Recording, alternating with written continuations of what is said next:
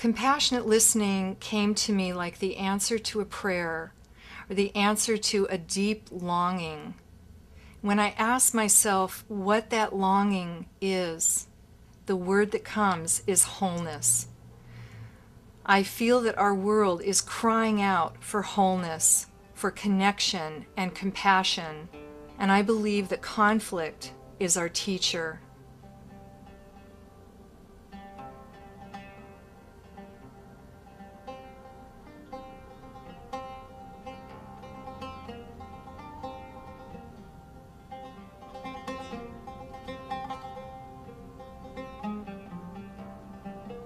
Compassionate listening is about transformation of energy, transformation of the energy of conflict into an opportunity to connect.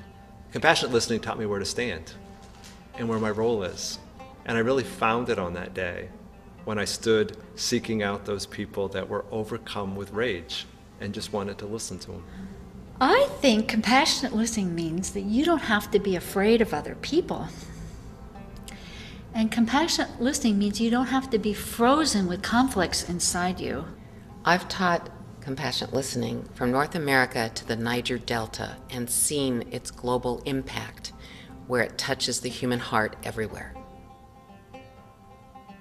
We developed our curriculum for compassionate listening right out of our work in the Middle East.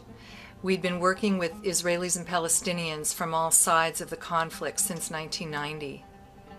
We now have a training program for facilitators in North America, and we teach compassionate listening internationally. Although our work has moved beyond the Middle East, we still take primarily North Americans there for training delegations. It's a very effective way to learn compassionate listening in the heart of conflict.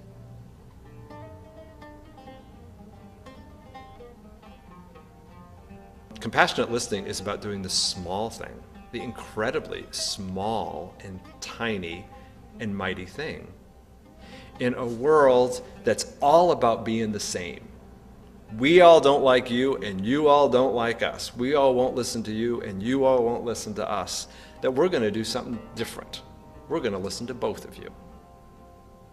My experience had been primarily through the lens of a young boy who had been raised in a very committed Zionist family, who believed very strongly in the hope and the dream of having a safe place for Jews to live.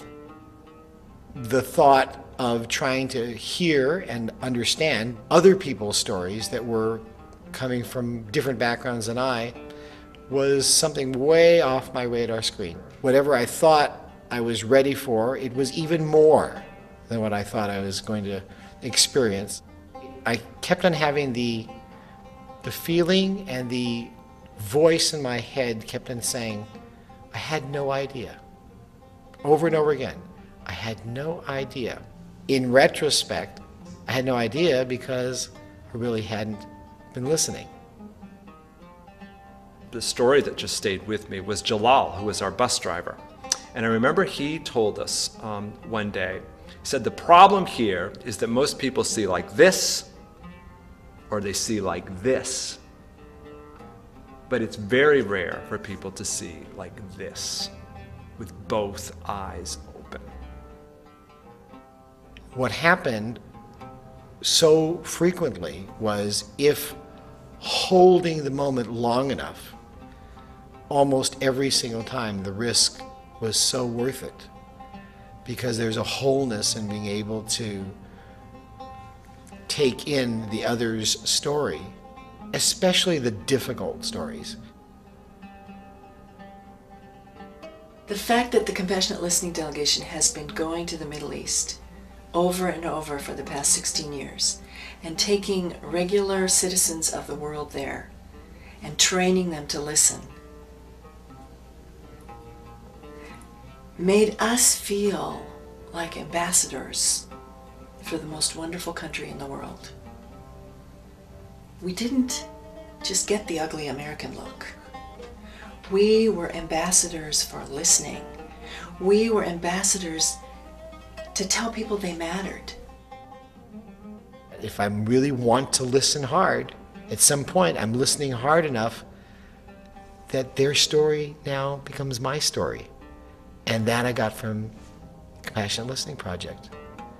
It's not just them. Them is we. We made a film called Children of Abraham that has screened all over the world. I wanted to make this film to promote the idea that listening and acknowledging the suffering of those we consider our enemies is not just a radical idea, but a pragmatic one.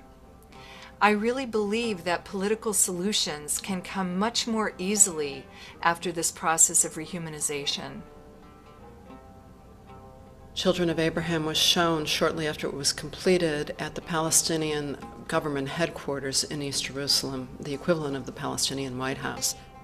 I remember looking around the room that night, and it was just amazing.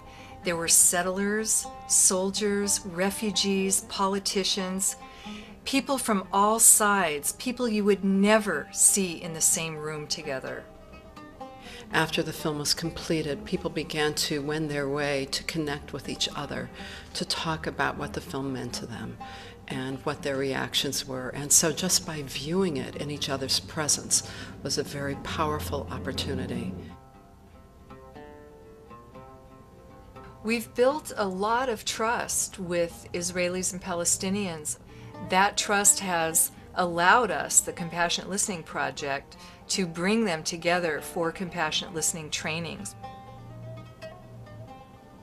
I really feel that this work is a model for peace building and reconciliation in conflict and post-conflict zones.